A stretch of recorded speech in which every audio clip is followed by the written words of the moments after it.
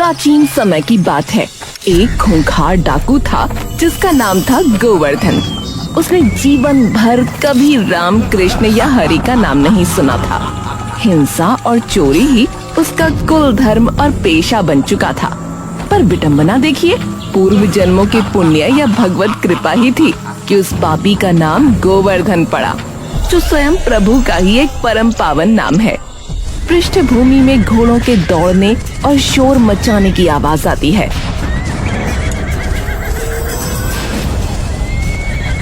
पकड़ो उसे, वो इसी तरफ भागा है। उस डाकू गोवर्धन को आज छोड़ना नहीं है, घेरा बढ़ाओ। गोवर्धन अपने माथे का पसीना पोंछता है। सामने उसे एक सफेद रंग का शांत सत्संग पंडाल दिखाई देता है, जहाँ से मधुर भजनों की धीमी आवाज आ रही है। वो बिना समय गंवाए दबे पांव भीड़ की तरफ भागता है।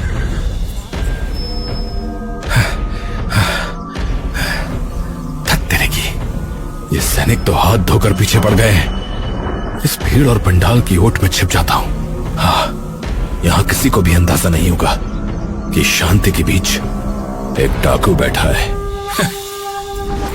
गोवर्धन एक खंभे के पीछे छिप कर बैठ जाता है। उसका ध्यान अभी भी बाहर के शोर पर है। पंडाल में शांति छाई हुई है। पंडित परशुराम जी एक ऊंचे और भव्य आसन पर विराजमान है। चारों ओर अगरबत्ती की खुशबू और भक्तों की श्रद्धा भरी चुप्पी है। उसकी आंखें सैनिकों को ढूंढ रही हैं, पर उसके कान परशुराम जी की वाणी की ओर खिंच जाते हैं। भक्तों, आज जरा वृंदावन की उस अलौकिक छटा का ध्यान कीजिए। मैया यशोदा ने अपने नन्हे गोविंद का ऐसा अनुपम श्रृंगार किया है कि स्वर्ग के राजा इंद्र भी उस शोभा को देख लज्जित हो जाएं। आज जब गोविंद अपनी गैया चराने के लिए निकल रहे हैं, तो मैया ने उनके मस्तक पर एक विशेष मोर मुकुट सजाया है। तेरे की ये पंडित लोग भी ना, एक बालक का श्रृंगार देखने के लिए इतनी भीड़, ये सब बेकार की कल्पनाएं हैं। भूख, प्यास और सिपाहियों के डर के बीच पता नहीं मुझे ये कब तक सुनना पड़ेगा। पर ठहरिए, वो कोई साधारण मुकुट नहीं है। आज उस मोर पंख को शुद्ध स्वर्ण के मुकुट के ऊपर जड़ा गया है। उस सोने की चमक ऐसी है कि साक्षात सूर्य का प्रकाश भी उसके सामने फीका पड़ जाए।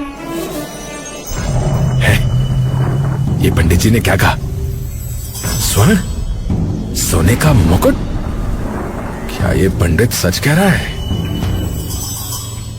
हाँ, और इतना ही नहीं, उनके नन्हे कोमल हाथों में जो लकुटी है वो भी ठोस सोने की है। उनकी कमर में बंधी करधनी भी शुद्ध स्वर्ण की है, जिसमें अनमोल मणियां जड़ी हैं। अभी तो प्रभु मात्र 10 वर्ष के बालक हैं, पर उनके शरीर का अंग अंग सोने और रत्नों से लदा हुआ है। अरे, मैं यहाँ वहाँ छोटी मोटी चोरियां करता हूँ, सिपाहियों से जान बचाकर भागता फिरता हूँ और अपनी जान को जोखिम में डालता हूँ, और वहाँ एक 10 वर्ष का बालक इतना सोना लादे खुलेआम जंगल में विचरण कर रहा है। अगर उस छोकरे को एक बार लूट लिया तो फिर उम्र भर ये डाकूगिरी करने की आवश्यकता नहीं पड़ेगी। मेरी 7 पुश्तें राज करेंगी, राज। हाँ।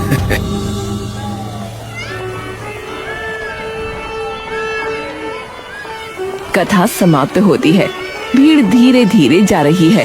पंडित परशुराम जी अपनी पोथी समेट रहे हैं। गोवर्धन धीरे धीरे उनके करीब आता है। उसका हाथ अपनी कमर पर बंधी छुरी पर है। सुनिए पंडित जी, घबराइए मत। डरूं?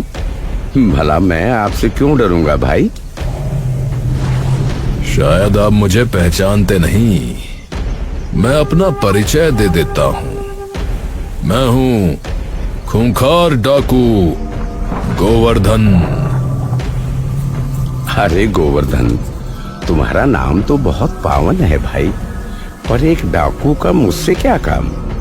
क्या पूछना चाहते हो? अरे, अभी कथा में आपने जिस धनी बालक का वर्णन किया था, मुझे उसका पता चाहिए। हाथ में सोने की लाठी, कमर में सोने की करघनी, हाँ? और मणियों के बाजूबंद। उसे तो मैं लूटूंगा, बस आप ये बताइए कि वो मिलेगा कहां? आहा, प्रभु की कैसी लीला है। इस पापी जीव पर भी गोविंद की कृपा हो गई, तभी तो ये उनके पास जाने को तड़प रहा है। अरे भाई, तुम्हारी क्या ताकत? बड़े बड़े शूरवीर योद्धा और दिग्गज डाकू भी उन्हें नहीं लूट सके, तुम क्या लूटोगे? पंडित जी, कदाचित आप गोवर्धन डाकू की शक्ति को जानते नहीं हैं। एक बार जो मैंने ठान लिया तो उसे मैं लूट कर ही रहता हूं। आज तक मेरा निशाना खाली नहीं गया। दुनिया में ऐसा कोई बलवान पैदा ही नहीं हुआ गोवर्धन, जो उन श्याम सुंदर को लूट सके। गुस्से से लाल होकर तत्काल अपनी बड़ी सी चाकू को निकालता है और परशुराम जी की ओर तान देता है। पंडित जी, अधिक बातें मत बनाइए, चुपचाप पता लिखो कि वो बालक कहां मिलेगा। मैं चोर अवश्य हूं, पर जो भी मैं ठान लेता हूं ना, उसे मैं करके ही रहता हूं। मैं उसे लूट कर ही मानूंगा। गोवर्धन हाथ में चाकू लिए खड़ा है, उसकी आंखों में जिद है। परशुराम जी उसकी आंखों में देखकर मुस्कुरा रहे हैं। पंडित जी, मैं बहुत ही जिद्दी स्वभाव का व्यक्ति हूं। आपके सामने मैं सौगंध खाकर कहता हूं, जब तक मैं उस बालक को लूट नहीं लूंगा, पानी की एक बूंद भी गले के नीचे नहीं उतारूंगा। वाह प्रभु, आपने एक डाकू के मन में भी दर्शन की ऐसी तड़प पैदा कर दी। कैसी अद्भुत कृपा है आपकी। अब सुनो गोवर्धन, उन बालक का नाम कृष्ण है। वे वृंदावन की कुंज गलियों में गायें चराते हैं, पर याद रखना, वे सिर्फ दिखने में 10 वर्ष के बालक हैं।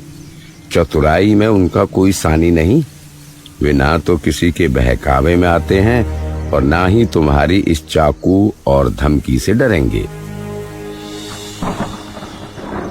अरे, ये मैं देख लूंगा, मुझसे नहीं बच पाएगा वो। हाँ, क्योंकि तुमने ठान लिया है, इसलिए मुझे विश्वास है कि तुम उन्हें जरूर लूट लोगे। जो मनुष्य दृढ़ निश्चय कर ले, उसके लिए इस दुनिया में कुछ भी दुर्लभ नहीं है। तुम जरूर कामयाब होंगे। ठीक है ठीक है, परंतु मेरा मस्तिष्क चोरी इत्यादि में अधिक चलता है। मैं नाम पता कहीं भूल ना जाऊं, इसीलिए एक बार फिर से साफ साफ नाम बताइए। उनका सबसे सरल और प्यारा नाम है श्याम सुंदर। श्याम सुंदर, श्याम सुंदर, श्याम सुंदर, वृंदावन वाले श्याम सुंदर, वृंदावन वाले श्याम सुंदर, वृंदावन वाले श्याम सुंदर। गोवर्धन जाने के लिए मुड़ता है, तभी पंडित परशुराम जी से पुकारते हैं। उनके हाथ में एक छोटी सी पोटली है। ए भाई गोवर्धन, रुको, एक आखिरी उपाय बताता चलूं। जब तुम्हारा बल और ये चाकू काम ना आए, तो ये नुस्खा अपनाना। पंडित परशुराम जी उसे माखन मिश्री की पोटली थमाते हैं। ये माखन मिश्री है, हमारे ठाकुर जी के भोग के लिए है। उन्हें ये बहुत प्रिय है।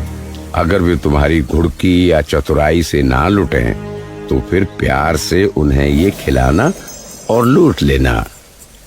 हाँ, ऐसी बात है। हाँ हाँ, ये ठीक कहा, ये काम आएगी। गोवर्धन मुड़कर तेज कदमों से चलने लगता है।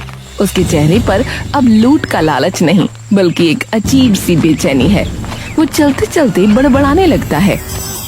क्या नाम बताया था? श्याम सुंदर, श्याम सुंदर, श्याम सुंदर, वृंदावन वाले श्याम सुंदर। हाँ, यही बताया था उस पंडित ने। वृंदावन वाले श्याम सुंदर, वृंदावन वाले श्याम सुंदर। जब तक उस छोकरे को देख नहीं लूंगा, कंठ से पानी की एक बूंद नीचे नहीं उतारूंगा। ये इस गोवर्धन की सौगंध है। गोवर्धन अब एक उजाड़ धूल भरे कच्चे रास्ते पर चल रहा है। सूरज सिर पर है, गर्मी से हवा तप रही है। गोवर्धन के फटे जूते धूल से भर गए हैं। अरे ये वृंदावन और कितनी दूर है? पैरों में छाले पड़ रहे हैं पर रुकना नहीं है। प्यास, गला सूख कर कांटा हो रहा है। पर नहीं, पहले दर्शन।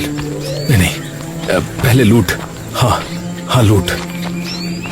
उसके चेहरे पर पसीने की बूंदें हैं और होंठ प्यास से सफेद पड़ चुके हैं, लेकिन उसकी आंखों में एक अजीब, लगभग पागलपन जैसी चमक है। बस एक बार वो सामने आ जाए, वो सुनहरा मुकुट, उसकी चमक मेरी आंखों में अभी से चुभ रही है। गले का वो मोतियों का हार, सोने की वो भारी करधनी, सब छीन लूंगा, सब कुछ। एक छोटा सा बालक मेरा क्या मुकाबला करेगा? जैसे ही वो पास आएगा मैं उसे दबोच लूंगा और सारा सोना मेरा होगा। मेरा। वो फिर से वही नाम जपने लगता है, जैसे वो नाम उसे चलने की शक्ति दे रहा हो। श्याम सुंदर, श्याम सुंदर, वृंदावन, श्याम सुंदर, श्याम सुंदर। मैं आ रहा हूं तुझे लूटने। आ रहा हूं।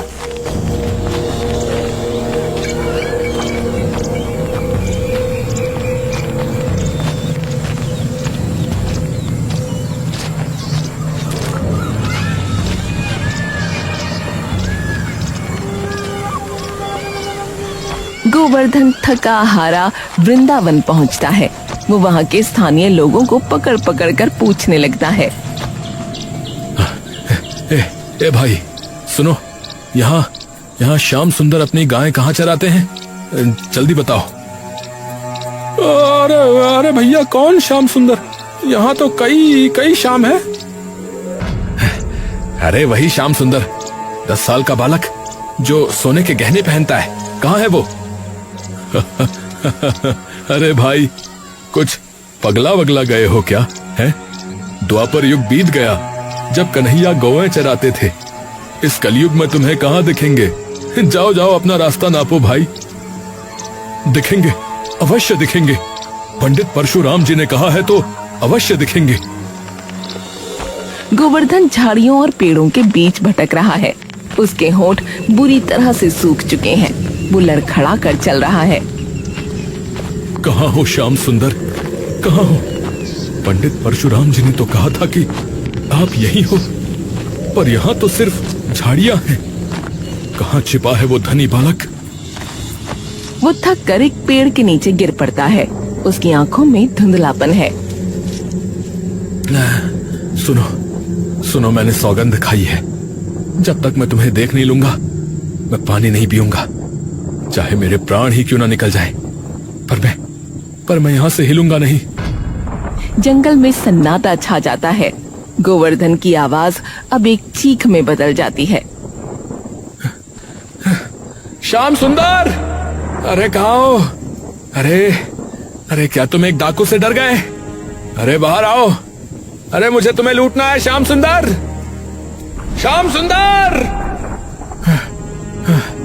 श्याम सुंदर, श्याम सुंदर, श्याम सुंदर, श्याम सुंदर। गोवर्धन की आंखें बंद होने लगती हैं। वो पूरी तरह हार चुका है। तभी अचानक एक दिव्य बांसुरी की आवाज सुनाई देती है। अचानक तेज रोशनी होती है और दृश्य पूरी तरह से बदल जाता है। गोवर्धन धीरे धीरे अपनी आंखें खोलता है। ये क्या है? अभी तो यहाँ सब सूखे पेड़ थे, झाड़ियां थी। ये क्या है?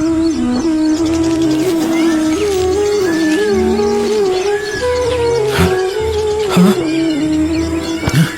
अरे मेरी प्यास, मेरी भूख कहाँ गई? इन गायों को देखते ही मेरे शरीर की जलन शांत कैसे हो गई?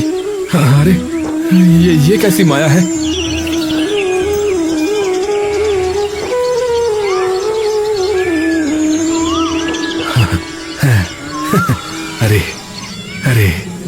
तो वही बालक है, बस 10 साल का। और इसके साथ ये छोटे छोटे ग्वाल बाल। ये मेरा क्या ही बिगाड़ लेंगे। अरे भाई, आज तो मेरी किस्मत चमक गई। हाँ। श्याम सुंदर कृष्ण अपनी बड़ी बड़ी आंखों को नचाते हुए मुस्कुराते हैं और गोवर्धन की ओर देखते हैं। हाँ जी, आप ही इधर आइए, हमें आपसे कुछ बात करनी है। कृष्ण अपने मित्रों की ओर मुड़ते हैं। भाइयों, तुम लोग खेलो। देखो, हमारे एक नए अतिथि आए हैं, हमें इनका स्वागत करना चाहिए। भगवान स्वयं चलकर डाकू गोवर्धन के पास पहुंचते हैं। गोवर्धन हैरान है कि ये बच्चा उसे देखकर डर क्यों नहीं रहा। हाँ भाई, अब बताओ क्या बात है, यहाँ तक कैसे आना हुआ? ए लड़के, ठीक से बात कर। तूने तने कभी मेरा नाम सुना नहीं है। मैं कोई साधारण व्यक्ति नहीं हूँ। अच्छा, तो भैया अपना नाम हमें भी बता दो। अरे मेरा नाम गोवर्धन है, गोवर्धन। ओ, तो तुमने हमारा नाम नहीं सुना। हमारा नाम है गोवर्धन धारी। देख लो, हमारा नाम तो तुम्हारे नाम से भी बड़ा है। अरे देखो बालक, ये फालतू की बातें बनाना बंद करो और चुपचाप अपना ये सोने का मुकुट उतारो, ये बाजूबंद और करधनी भी यहीं रख दो। चुपचाप सब कुछ मेरे हवाले कर दो, वरना जानते हो मैं कौन हूँ। मैं चोर हूँ, चोर, और बहुत बड़ा डाकू हूँ।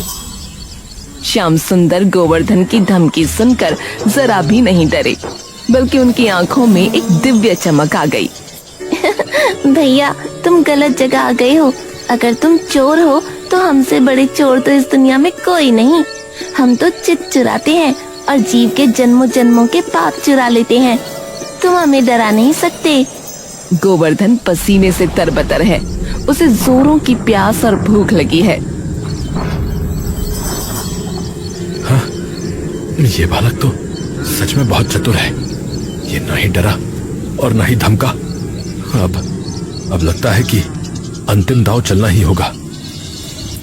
गोवर्धन कांपते हाथों से माखन मिश्री की पोटली निकालता है। अच्छा लाला, ये सब छोड़, ये देख मैं तेरे लिए क्या लाया हूँ। ये माखन मिश्री खा ले, ले ले। अरे, ये तो मेरे परम प्रिय भक्त परशुराम की भेंट है। उन्होंने इसे बड़े भाव से भेजा है। प्रभु माखन मिश्री पाते हैं और फिर बड़े प्यार से गोवर्धन की ओर हाथ बढ़ाते हैं। सुन भैया, तूने भी तो कुछ नहीं खाया है, तेरा गला सूख रहा है। अरे मुझे ये सब नहीं खाना, मुझे बस अपने ये सोने के गहने दे दे। हाँ बस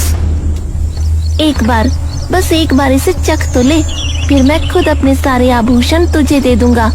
मेरी मैया के पास तो गहनों के ढेर लगे हैं, तू जितना मांगेगा उतना दूंगा।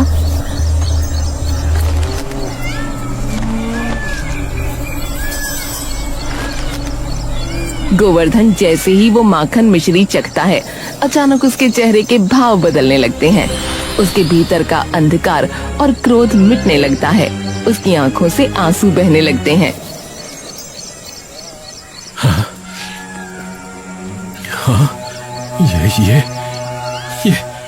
ये कैसा स्वाद है, ये कैसा अलौकिक अनुभव है। प्रभु प्रभु, ये मेरे भीतर क्या हो रहा है। हाँ, हृदय का सारा अंधकार जैसे एक क्षण में मिट गया। वो अपनी सुध-बुध खोकर धड़ाम से श्याम सुंदर के कोमल चरणों में गिर पड़ता है। उसके आंसुओं से प्रभु के चरण पखारने लगते हैं। त्राहिमाम प्रभु, त्राहिमाम, मुझे बचा लीजिए प्रभु। मैं नरक का कीड़ा, मैं महापापी हूँ। मैंने जीवन भर मात्र रक्त बहाया, केवल दूसरों को पीड़ा दी।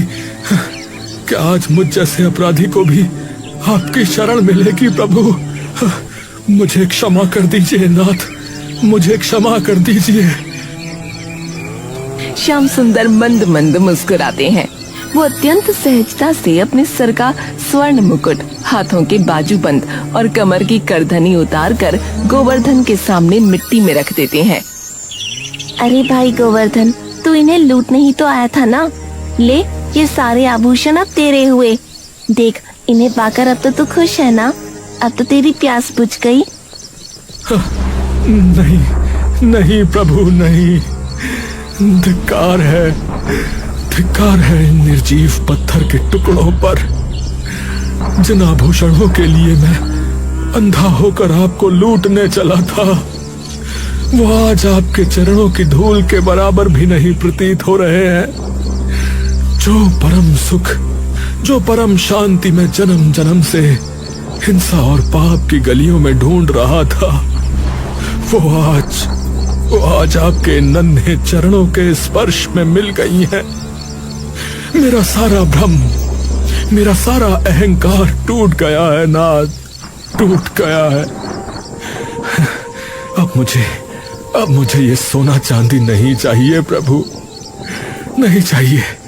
अब बस मुझे आपकी शरण चाहिए प्रभु, मात्र आप चाहिए। गोवर्धन फूट फूट कर रोने लगता है।